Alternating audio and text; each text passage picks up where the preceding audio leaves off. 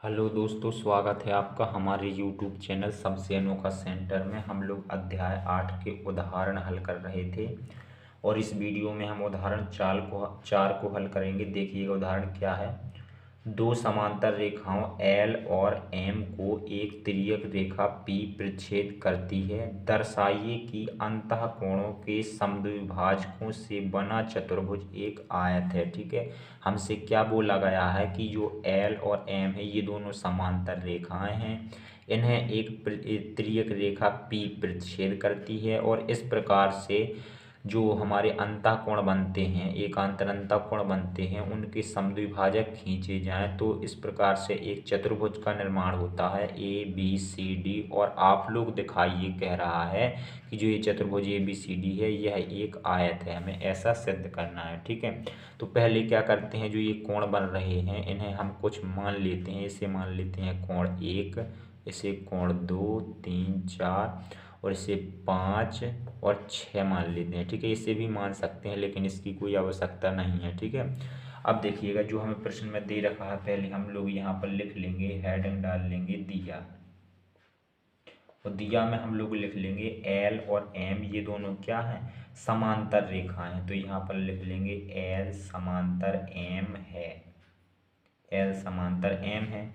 और क्या पता है, और हमें पता है जो एकांतर अंतःकोण है इनके समद्विभाजक जी हैं हमारे। ठीक है, तो हम लोग लिख लेंगे कोण PAC का समद्विभाजक क्या है, AB। तो यहाँ पर लिखेंगे तथा कोण PAC और कोण SAC, कोण SAC, कोण RCA, कोण RCA तथा कोण QCA, कोण QCA के समद्विभाजक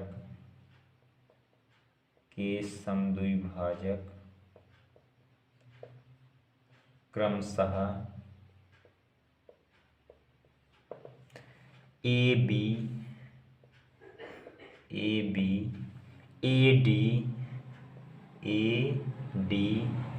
CD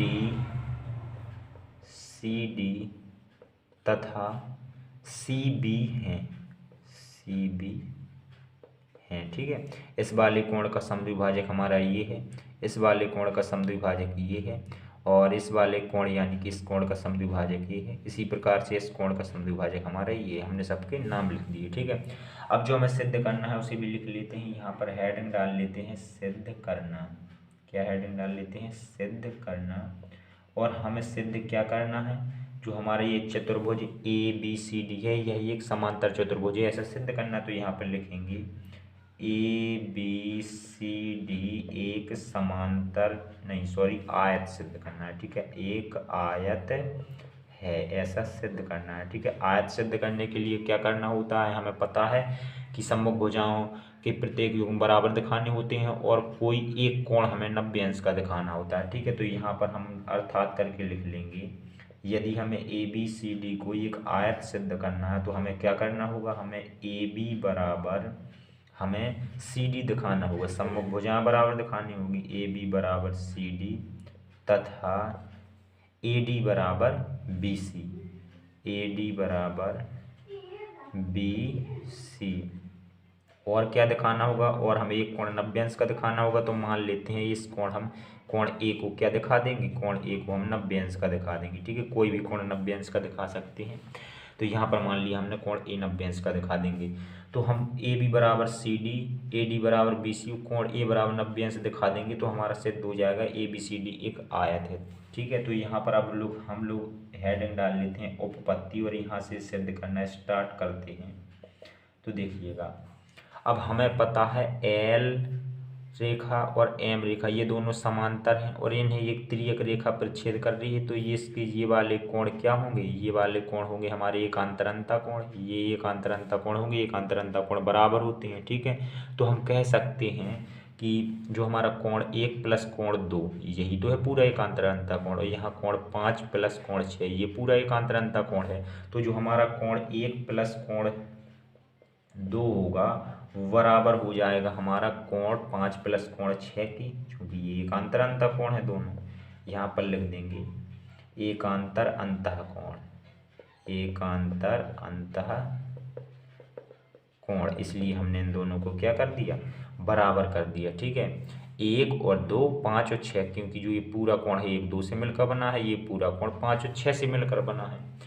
अब देखिएगा, अब हमें क्या दिया गया है, चूंकि यहाँ पर लिखेंगे चूंकि ये हमने कोण 1 प्लस 2 और बराबर 5 प्लस 6 बराबर निकाल लिए। चूंकि हमें क्या पता है, चूंकि हमें पता है जो हमारा ए बी है इस पूरे कोण का समद्विभाजक है, यानी जो ये कोण बन रहे हैं ये क्या होंगे, हमारे बराबर होंगे, क्योंकि समद्विभाजक तो बराबर कोण बनाता है। तो यहाँ पर लिख लेंगे हम कोण 1 बराबर कोण 2 तथा इसी प्रकार से यहाँ कोण 5 बराबर कोण 6 हुआ, चूंकि ये हमारा सी डी भी इस पूरे कोण का समद्विभाजक है। तो यहाँ पर कोण 5 बराबर कोण 6। ठीक है, इस प्रकार से हमने लिख लिया।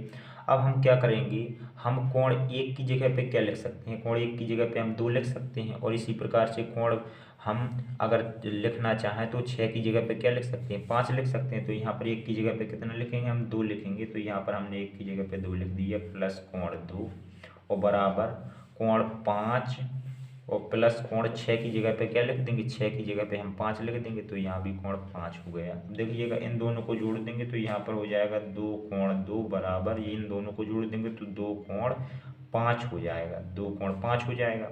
और क्या किया, अब हम इन दोनों को क्या करेंगे, इन दोनों को हम काट देंगे। ठीक है, तो कोण 2 बराबर क्या हो गया, कोण 2 बराबर हो जाएगा हमारा कोण 5। ये हमने निकाल लिए, कोण 2 बराबर कोण 5 निकाल लिया। ठीक है, अब देखिएगा, कोण 2 बराबर हमने कोण 5 निकाल लिए, यानी कि ये वाले कोण हमने बराबर निकाल लिए। और ये वाले जो कोण हैं इन रेखाओं के लिए क्या है, हमारे एकांतर अंतः कोण है। इन रेखाओं के लिए ये वाले कोण हमारे 2 और 5 एकांतर अंतः कोण है, क्योंकि एक तिर्यक रेखा पर छेद करती है। तो हम क्या कह सकते हैं, जो हमारी ए बी होगी वो हमारी क्या होगी, सी डी के समांतर होगी। ठीक है, तो यहाँ पर हम लोग कह सकते हैं, इसलिए जो हमारी ए बी है वो समांतर हो जाएगी सी डी की, ए बी समांतर सी डी हो जाएगी। ठीक है, अब देखिएगा, ए बी समांतर हमारी सी डी हो गई। अब इसी प्रकार से हम ये कोण 3 बराबर कोण, यदि इसे कुछ कोण मान लें तो कोण 3 बराबर हम ये वाला कोण दिखा सकते हैं। तो फिर ये वाली रेखाएं भी हमारी क्या हो जाएंगी, समांतर हो जाएंगी। यानी हम कह सकते हैं इसी प्रकार से जो हमारी ए डी होगी वो बी सी के समांतर होगी। ठीक है, तो यहाँ पर हम लोग लिख देंगे इसी प्रकार जो हमारी ए डी है वह समांतर हो जाएगी बी सी की, ए डी समांतर बी सी हो जाएगी। ठीक है, अब देखिएगा, इस चतुर्भुज में देखिएगा, ये दोनों भुजाएं हमारी समांतर हैं और ये दोनों भुजाएं समांतर हैं। और हम जानते हैं यदि किसी चतुर्भुज की सम्मुख भुजाएं समांतर होती हैं तो वो क्या होता है, एक समांतर चतुर्भुज होता है। तो हम कह सकते हैं जो हमारा ए बी सी डी है वह एक समांतर चतुर्भुज है। ठीक है, तो यहाँ पर हम लोग कह देंगे, इसलिए चूंकि हमारी भुजाएं समांतर हैं, इसलिए जो हमारा ए बी सी डी है एक समांतर चतुर्भुज है, एक समांतर चतुर्भुज है, समांतर चतुर्भुज। और समांतर चतुर्भुज अब हमने निकाल लिए, जो ए बी सी डी है हमने समांतर चतुर्भुज सिद्ध कर लिया। और समांतर चतुर्भुज में क्या होती है, सम्मुख भुजाएं बराबर होती हैं, यानी हमारी ए बी बराबर क्या हो जाएगी, सी डी। तो यहाँ पर लिखेंगे अतः जब समांतर चतुर्भुज है तो जो हमारी ए बी भुजा होगी वह हमारी सी डी के बराबर होगी, तथा जो हमारी ए डी होगी वह हमारी बी सी के बराबर होगी। चूंकि सम्मुख भुजाएं तो बराबर होती हैं समांतर चतुर्भुज में, ए डी बराबर बी सी। इसे क्या मान लेंगे, इसे मान लेंगे हम लोग समीकरण फर्स्ट मान लेंगे। ठीक है, इसे हमने समीकरण फर्स्ट मान लिया। अब देखिएगा, अब हम लोग क्या करने वाले हैं, हमने ए बी बराबर सी डी और ए डी बराबर बी सी तो यहाँ पर दिखा दिया। अब हमें कोई एक कोण ए 90 अंश का दिखाना है। तो देखिएगा हम लोग कैसे दिखाएंगे, हमें पता है इस रेखा पर कितने कोण बन रहे हैं, 4 कोण बन रहे हैं। और चारों का योग कितना होगा, 180 अंश होगा। चूंकि एक रेखा पर बन रहे हैं, एक रेखा पर जितने भी कोण बने उन सभी का योग कितना होता है, 180 अंश। तो यहाँ पर कोण 1 2 3 4 का योग कितना हो जाएगा, 180 अंश। तो यहाँ पर लिखेंगे कोण 1 प्लस कोण 2 प्लस कोण 3 प्लस कोण 4 बराबर 180 अंश। ठीक है, अब हम कोण 1 की जगह पे क्या लिख सकते हैं, कोण 1 की जगह पे हम लिख सकते हैं कोण 2। कोण 1 और 2 चूंकि बराबर होंगे, चूंकि हमें पता है जो ए बी है इस पूरे कोण का समद्विभाजक है, तो जो ये कोण होंगे ये हमारे बराबर होंगे, तो हम कोण 1 की जगह पे क्या लिख सकते हैं, कोण 2, चूंकि 1 बराबर 2 होगा तो यहाँ पर हम कोण 1 बराबर लिख देंगे 2, यानी 1 की जगह पे 2 लिख देंगे। फिर जो हमारा 2 है इसे ज्यों का त्यों रहने देंगे, ठीक है।